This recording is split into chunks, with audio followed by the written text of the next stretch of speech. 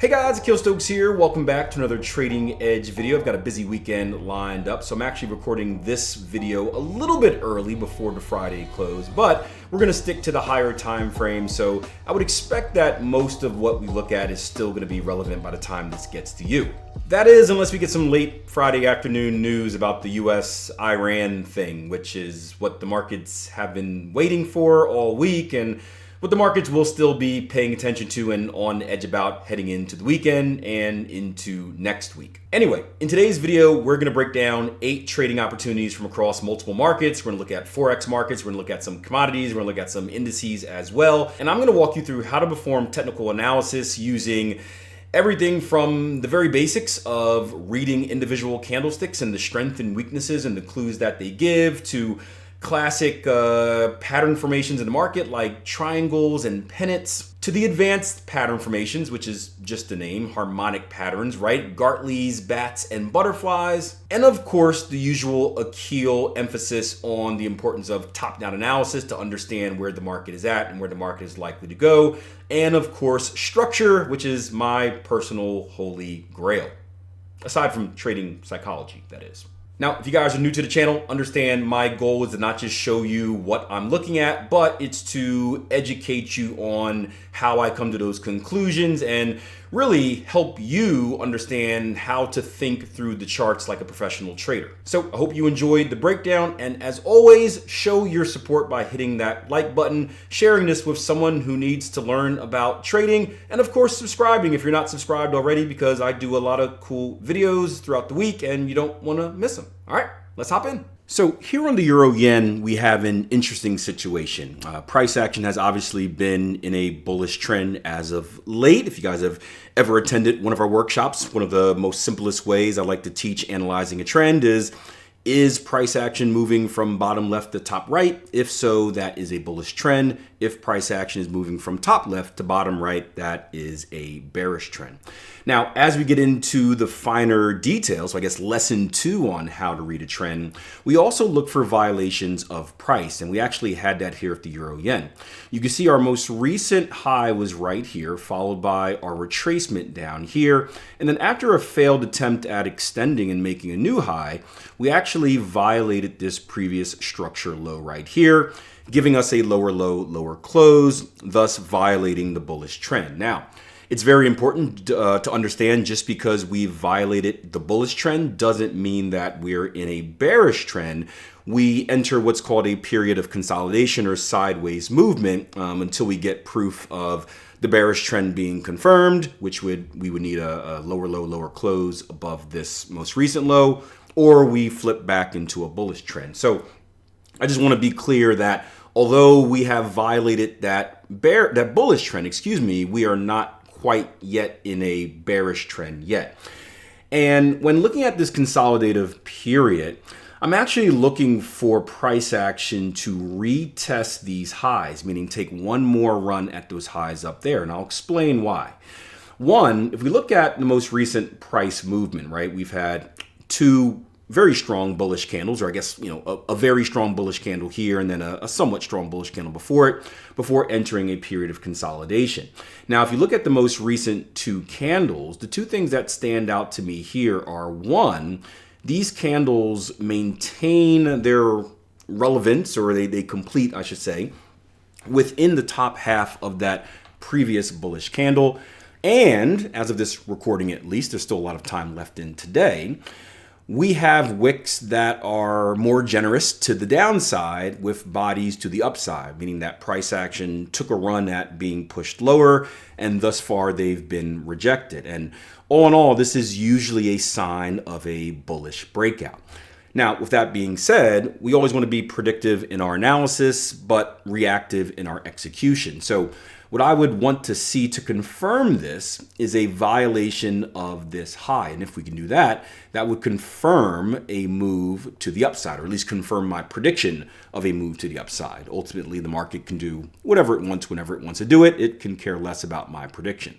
So as we go down to the lower time frame, we see this in a little bit of a different light, right? We see kind of the move up, we see the pullback, we see the new structure high, we see the pullback.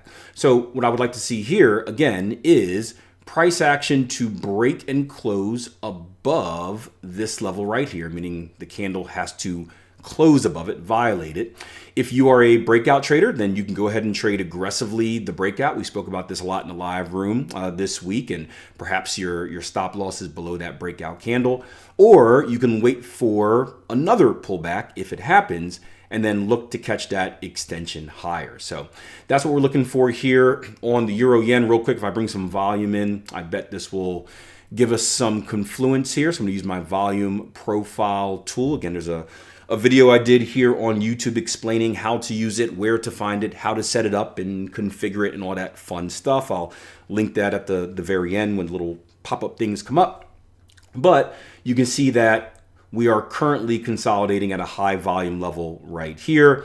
We have a little bit of a void, which is free traffic, I guess you can say, before our volume picks up at a higher level up here. So this is the exact move that we're looking for pretty much. We're looking for price action to go from this level up to this level around 185.77, or if you want to be a little bit more conservative, you can always go with 185.5 or 185.5.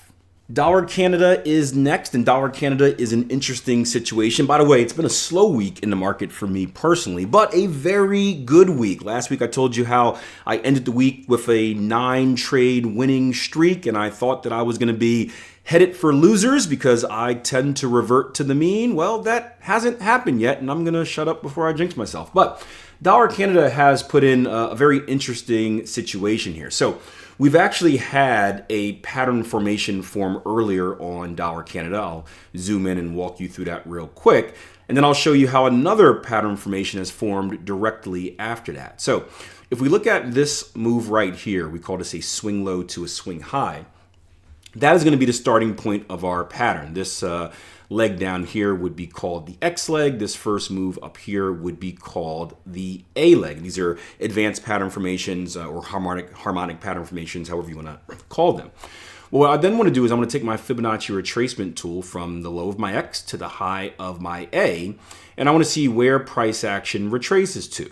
Now, because we hit the 618, that puts me on alert for a Gartley pattern, which means I'm looking for a completion point at my 127 Fibonacci extension. So all in all, it looks like this.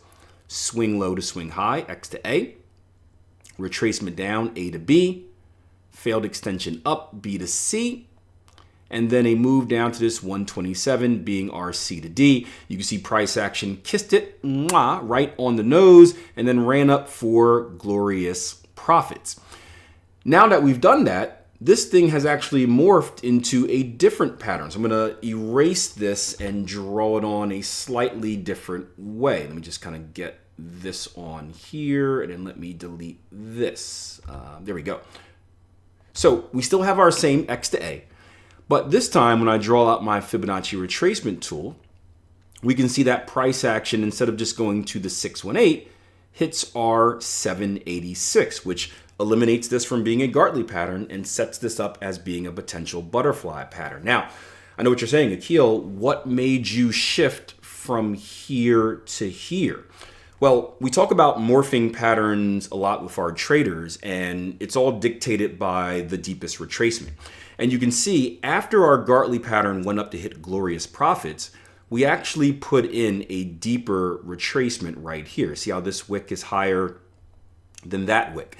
And once we have that deeper retracement, it allows us to, well, we need to shift our C leg to that highest retracement, which means we need to shift our B leg to the deepest retracement before that new higher retracement. I apologize if I'm confusing you, but I'm trying to think of a better way to do it. But essentially what happens is we end up getting a pattern that looks like this: an X to A, an A to B down here, a B to C up there, and then a CD completion at our butterfly completion point, which I personally use the 127 inversion, but there's different ways to do it. And you can see price action is trading there right now. Now, the one issue I have with the butterfly is that because the D completion completes below the X leg, there's no built-in structure level that you can use as protection, which is, as a structure-based trader, something I do not like, which is why I don't trade this pattern. But the philosophy of this pattern makes perfect sense. What we're doing is we're playing the exhaustion, right? We're playing a breakout of a key level of structure, which was our X leg right here. And we're looking for a little bit of relief. So all these sellers that got involved on this very nice red candle, eventually they're going to need to be profit takers. And when they are profit takers, they become buyers. So you see the selling pressure slowing down. You see sellers turning into buyers because of the profit taking. And then you also see more buyers at this level because it's like, hey, price is at a much cheaper level than it was before. I'm now interested in buying again. And so that's kind of the shift in the mindset behind the butterfly pattern, or any breakout pattern, I guess you can say. However, that doesn't solve our structure problem. But if we look left, we do have another level of structure that has been hit. If I just quickly kind of draw out what price action has done since earlier this year, we've come up, we've bounced here, we've come up, we've bounced there, we've come up, we've bounced there, we've come up, we broke through, we came up, we bounced here, we came up, we kind of held here and consolidated for a little bit, we kind of broke above it, came back, broke above it, came back, right? Can you see the theme?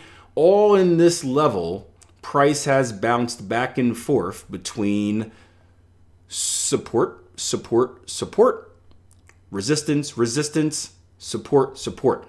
So this is a level that I would expect the market to respect. Now, where do you put your stop loss? I would like to have it down here. That's probably not good for a butterfly pattern trader. So you butterfly pattern traders, is something you got to figure out. I can't really help you with the stop loss. That's kind of the biggest thing the biggest issue I've had. Maybe you can make this a 1-to-1. Again, not to go off on too much of a rant here, as some of you guys don't like when I get too wordy, but many of you guys do. So can't please anyone. Therefore, I'll just please myself.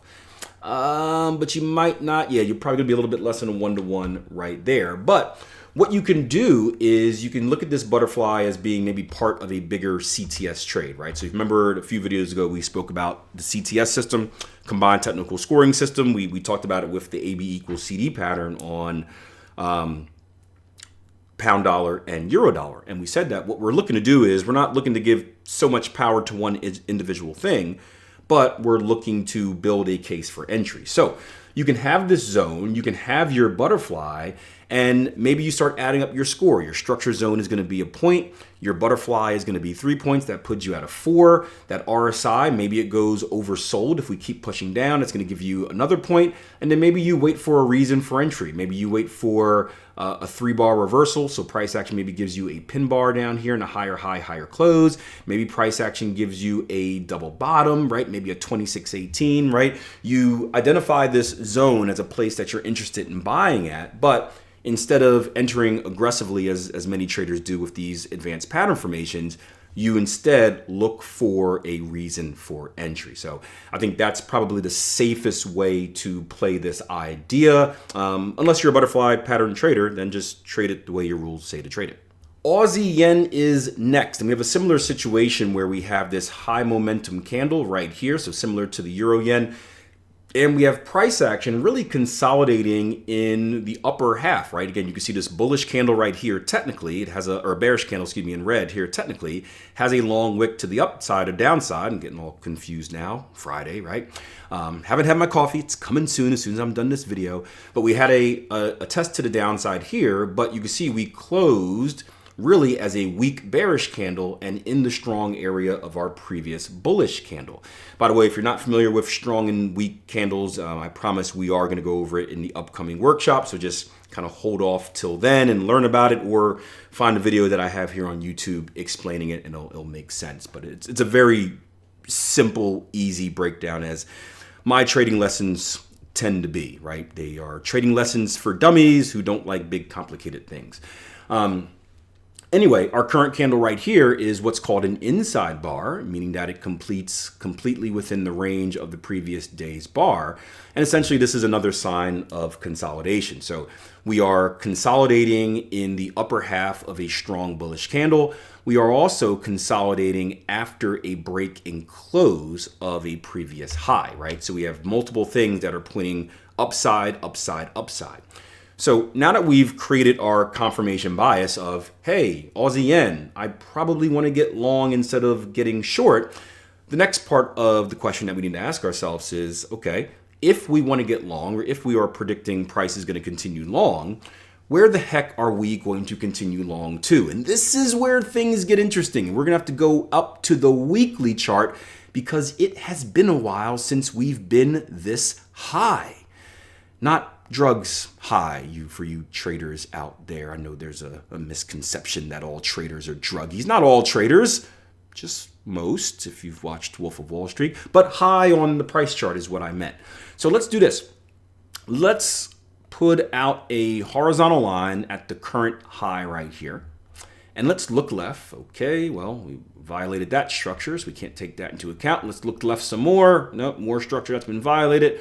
More structure that's been violated. Okay, let's keep looking left. Oh. More structure that's been violated right here. But we finally see an area back in the great year of 1990, the late 1900s, right? Such a beautiful year. It's my glory days, right? You can see that we don't really have that much relevant structure until, if we want to be really conservative, this zone right here. And if we want to be super, super conservative and take the very bottom of this zone, so the very beginning of when the danger zone starts to begin, I got Top Gun on my head, right? That's going to be at about 112.11, right? So let's put out some lines here so we can have some reference, right? 112.11 is going to be the start of the danger zone, right?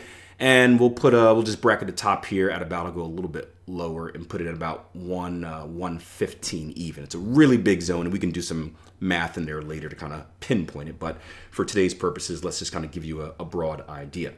So let's snap back to reality. Yep, there goes gravity, and take a look at where price is currently trading, right? We can see that, well, if price were to, well, you can get it on a pullback technically because we've already broken and closed above the highs. But if we were to create a new high, right, we can expect price to go from here up to there at minimum, but honestly, all the way up to this level right here. So we could do a few other things. I said I was going to get too technical with targets, but let's get a little bit technical here and just kind of draw out some ideas here. I'm going to do a few Fibonacci extensions. Right? Fibonacci extensions are a tool used to project where price action may go to if it extends. My one extension is going to be from our big pullback zone right here. So from this swing low all the way up to this swing high right here and back down. You can see that we have a 127 right here at 112.50s and a 1618 right up here at 113.83. I'm also going to take a Fibonacci extension from our most recent kind of micro move, right? This swing low to swing high right here. That also looks like it was a perfect AB equals CD pattern. I'm going to go back and look at that real quick. But let's see if we have any confluence. Not too much. We have a 127 a little bit higher right above that yellow line, so that's not going to give us too much confluence.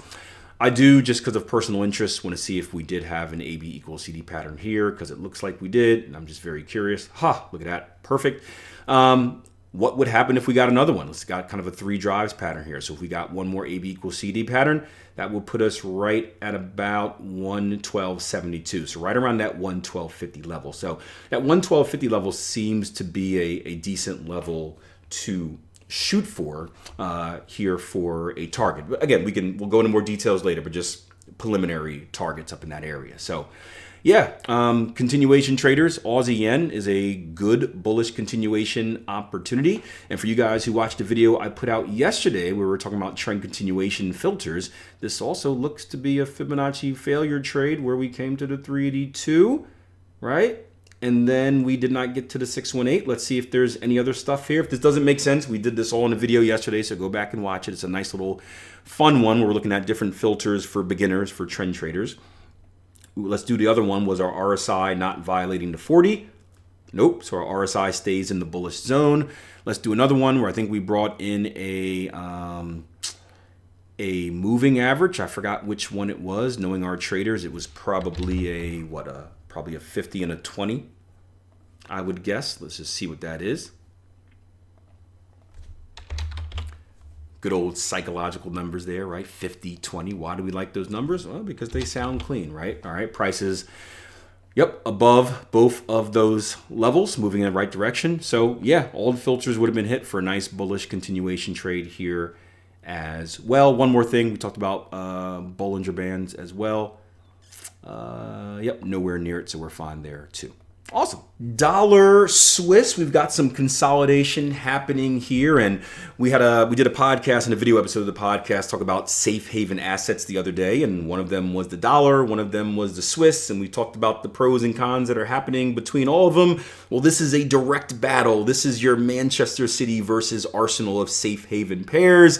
They are in direct competition, and something is going to give. Maybe based off the war stuff that's going on that the market is still waiting for, but definitely keep an eye on this. So what we have here is interesting, right? We have a big bearish move down, a big directional bearish move down, and then we have the market kind of coiling and condensing in a range. Can anyone name this pattern? Put it in the comment section below. If you do, I'll try to put a quiz question up. I've been working with it on YouTube, but I still don't understand it. I think you can find it like on the right. I don't think it pops up on your screen, or I don't know, but I'll put a quiz question on there as well. But if you said, let me get this right, pennant pattern, you are correct. So the pennant pattern is essentially a triangle pattern. I believe I have another triangle pattern to show you if I didn't do it already. But it comes after a directional move, and the expectation is a move to the downside. Now, before we get too excited about this, let's bring in our magical friend, the horizontal line tool, and show you or ask ourselves the question, Akil, or insert your name, is there room to the downside, or are we at structure? Or are we at structure? Here we go, pirate, right? By the way, speaking of pirates, thank you guys for supporting the one-day fundraising event that I did on Thursday. Our team raised the most money in our category, and I greatly appreciate it. Thank you for that. You guys are super, super, super awesome. And that's why I'm inspired to keep doing these videos, even when I don't have a lot of time to, like this weekend. So looking to the left, here is the issue, right? We are at a previous level of structure. We're kind of in a previous level of structure zone if you look on the weekly. But there certainly is room to move lower within this structure. I certainly think we can move down to 75 cent even, and honestly as low, I'd say as low as about maybe 73. So yes, there is room to move lower here. Something else you can do as well is you can use different ways to predict the breakout area of this flag pattern, right? There's three ways I can do it. Pennant pattern, sorry, did it again. One, we can take a Fibonacci extension from our swing high of the flagpole to the swing low of the flagpole, or the pennant pole, even though it's a pennant. We call it the flagpole, but it's a pennant pattern. So now I'm calling it flagpole, even though it's a pennant pattern. You get what I'm saying? You can see we have a 127 extension down there right below that 75 even level. We can do a one-to-one measured move, so an AB equals CD pattern. So I take the length of the flag / pennant pole, whatever you want to call it, and I drag it to the highest retracement within this pennant, and that's going to put you a little bit lower towards the lower part of our zone, that 73, 71 level. Or you can take the length of the range, so the range of the consolidation, the low of our pennant to the top retracement within that pennant, and project an equal length move out of that, which is going to be down to that 127 level. So different ways you can do it. But either way, we do have a nice breakout pattern potentially here. There are three ways to trade it. You can trade it prior to the breakout, meaning find a way to get involved here in anticipation that we're going to boom, break out. You could trade it during the breakout. So once we violate breaking close below or trade below this upward slanting trend line, or if you're a horizontal trend line trader, this low period right there, or you can be a pullback trader where you wait for the breakout of the trend line, wait for the pullback and a chance to trade it lower, or wait for the breakout of the horizontal level of support, wait for the pullback, and then wait for a chance to trade it lower. I know that's a lot. But it's important to understand, despite what the internet may tell you, there's not just one way to trade. There are millions of different ways to trade. And what I try to do here with this video is kind of make that known. It's not just like show you, hey, here's one way to do it, and this is the only way you have to do it, because I don't think that's good for beginner traders as far as their knowledge progression goes. But I just want to show you different options, and then that way you can kind of see, which one really fits the way that I think about the market or my risk tolerance and stuff like that. So I know some of you guys just want the answer, but the truth is there is no single answer ever in the market. There's only the single answer that is best for you. Aussie Swiss, this is going to be another simple one. We've got a advanced pattern formation forming here, right? We have a move from a swing low to a swing high, and then a retracement down here. If we bring out our Fibonacci retracement tool from that swing low to that swing high and measure that retracement down here, we're going to see that it comes to a 50% retracement and does not hit the 618 retracement. Therefore, we are on alert for a bat pattern. The bat pattern is really simple, which is why it's one of my favorites. Bat patterns complete at the 886. So if price were to come down into this level right here, that blue line, this is going to be the zone of completion for our bat pattern, and this would be a buying opportunity. I don't know much about the Aussie Swiss, so I don't know if this is, if we are in an overall bullish move. It looks like we broke and closed above our highs here. I don't know what's going on in this chart. Yeah.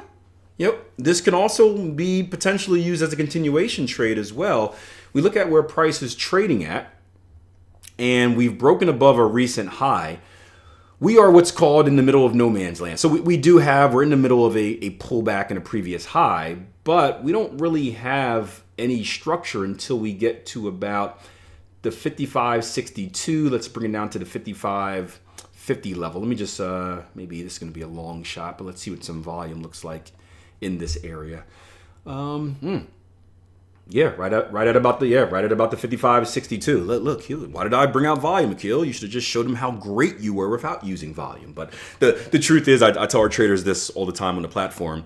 The truth is, if you get good at identifying structure and reading price action, which does take time, so don't freak out if you're not there yet, you're going to be really accurate with predicting where high interest levels are. Now, with that being said, I think it's still cool to draw it on, because one, it supports you and gives you confidence if you're right. And just like any professional athlete, when we have confidence, we do a much better job at doing the things we're supposed to do.